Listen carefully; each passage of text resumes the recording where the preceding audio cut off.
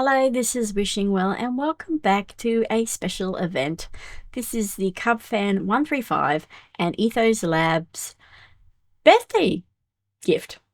I made him a bit of a fireworks display and also a couple of mini games on a downloadable map, which will be available soon because I've still got to do a few finishing touches, but it will be there. But first of all, let's go have a look at the first fireworks display that I put together. It is over here. Now on Twitter, I found these very cute little pixel arts of Cub and Etho, and I was told that they were actually from a guy from Reddit. This guy here, or this person here, and the torch art was done by this person down here from YouTube. Cool little tutorial videos on how to do pixel art. Check them out. So, without further ado, let's sit back and relax and enjoy the first of two fireworks displays that I put together for Cub and Etho.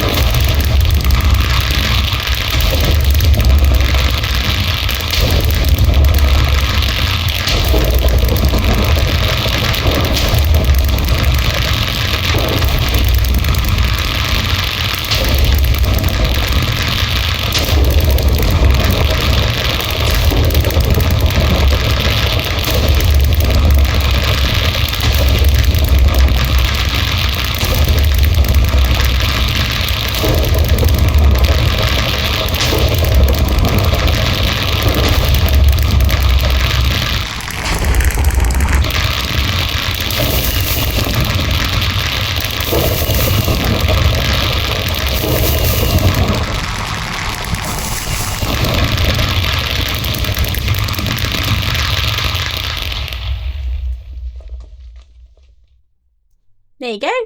That's the first of two fireworks displays that I've made for them. At the end of this video, I will be showing you how I put these together. So if you're interested in that, stay watching to the end. Now let's head over to the second fireworks display.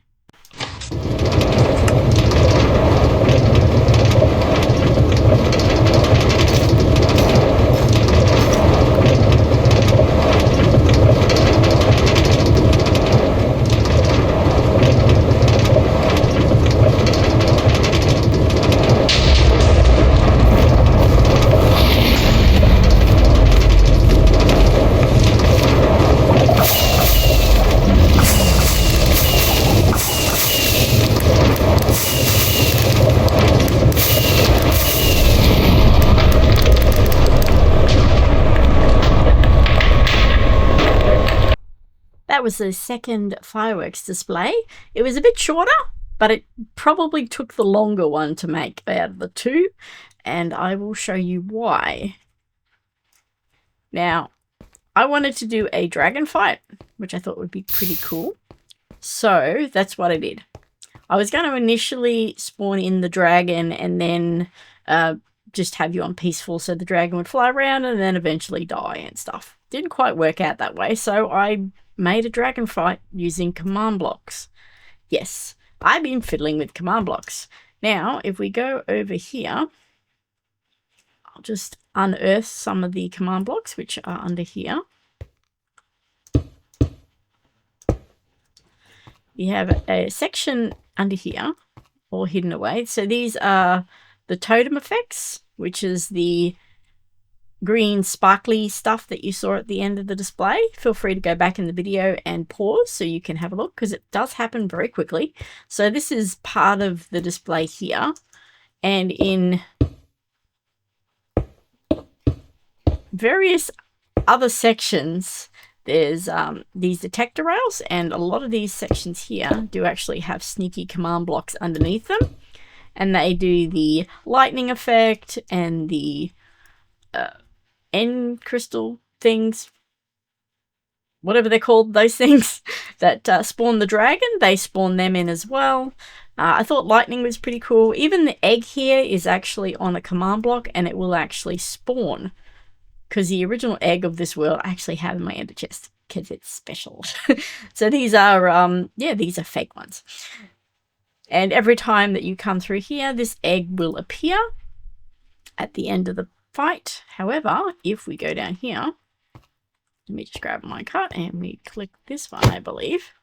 If we head over here, we'll see that everything resets, because for some reason there's always one fire here. So I thought I would get rid of that by doing an air command, which basically just removes any object that is in that spot.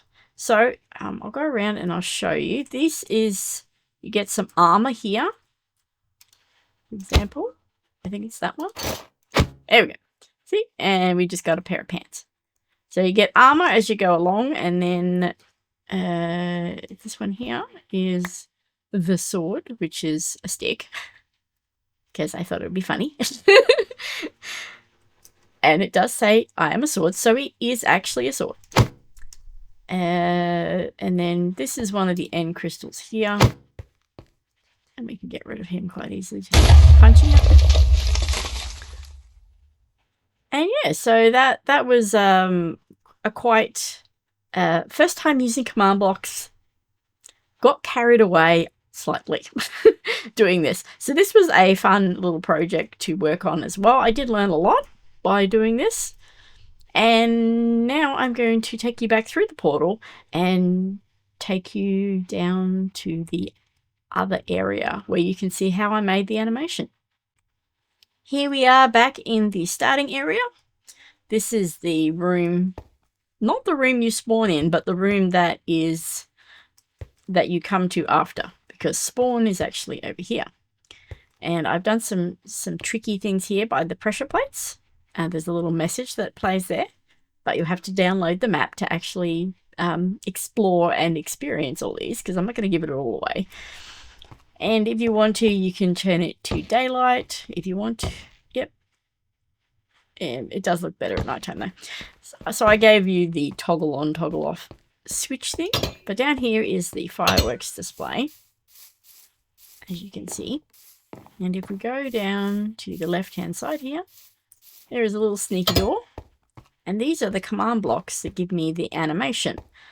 So what I've done is I've hooked up a hopper clock with my patent turn-off hopper clock system, a Wishingwell patent design. There's probably easier and better ways of doing this, but this works. And I think Etho did say that as long as it works, it's good. And it works. That's the main thing. So this command block here is what teleports you over to the other pad over there where you can actually look at the TNT display. And I've hooked up, yeah, so it's running on got fire rockets in here at the moment. Yeah, so was it 7? So 7 ticks, goes back and forward, and that's enough time for the animation to play. This is the first lot of information here. This block here is the lightning bolt, and then we've got the schematics, the clone command, cloning the images. So that's one for Etho, one for Cub. Then how we get the swapping around of the torch effect is very simple. All we do is delete the image and then replace it with the one with the torch. And it does a little, basically to and fro. So the reason it looks like it doesn't have a torch, because it literally doesn't. And then when it comes through this system, it puts the torch down, but then it deletes it before it actually shows this. I'm not quite sure how I got it to work, but it does work. So that's the main thing. It's a mystery. I don't know why that delete has to be in front of this one. I have no idea, but it works, and that's the main thing. But what I'll do now is I'll show you where I've hidden the images. They are down here. Here you go. So these are the templates of the 2 images that I use. It's basically like the old style of animation, you cell by cell. Now, if you had another system where you could probably do multiple of these, not too sure how to set that up though, but anyone else who's interested, you could have a go. If you're a bit more redstone-y than I am, feel free to do that. Oh, and this little planet that I'm on here, let me just pull back here. It's adorable. It's so cute. This planet here, there's a program that you can run. Actually, there's the platform over there. You can actually run a program in your world, in a vanilla world, where you can create a planet. Now, I'll leave that in the description. That is actually in one of the other videos descriptions as well, but I will leave it in the description as well, just so if anybody is interested in having their own little planet. So we'll go back up here and I'll take you over to the fireworks display. Well, actually, the TNT section. So what I did is, this is actually a command block that's under here. Ooh. Ah! Nearly died. I've nearly died. Yeah, I'm on a void world. So this, yeah. So this is the command block here. And it does like a little flame. I'm not tutorial on command blocks. This is not happening. But there's lots of tutorials on YouTube for command blocks, and which is where I got some of this information from. There's also a really cool website that I found that I'll also put in the link in the description. So if you're having trouble making command blocks and you want to be a bit more creative, but you don't know how to do programming, this website is great. You just put all the stuff that you want in it, and it will give you the command. You just copy and paste it into the command block, and there it's done. Cuts out the programming part of it. But generally there's like these ones here, they're very easy to do. So even if you don't know how to do programming, you can do these basic ones, which is what I've done here. So this is a little platform. Stand here and watch this. But yeah, this is my little TNT doopy. Well, it's not really a duper. It is a dispenser, which is hidden down here. Oop, and there we go. It shoots it into a bubble later, and the TNT goes up. And I've got a little skulk sensor hidden in here. I've had to do this because I kept losing it because the TNT would just fling everywhere. But this little rocket here is the one that actually sets it off, which is linked to the actual fireworks themselves. I did have another section, but this thing kept blowing it up, so I just removed it. Saved myself the hassle. And I have a lightning bolt. The lightning bolt that I showed in the command blocks over there actually strikes this one, which sets off these sensors. So it's like wireless fireworks. So you could actually do some rather creative things with it. You could use it at the edge of your fireworks display, which then does like a ripple effect and causes all the little skulk sensors to go off. That would be pretty cool. That might be something I might do later on. So I think that is it for today. Thank you very much for watching, and happy birthday to Cub and Etho. I hope you have a lovely day wherever you are in this wonderful world that we have. And until next time, look out for the download. It will be coming soon. And have a good one. This has been Wishingwell.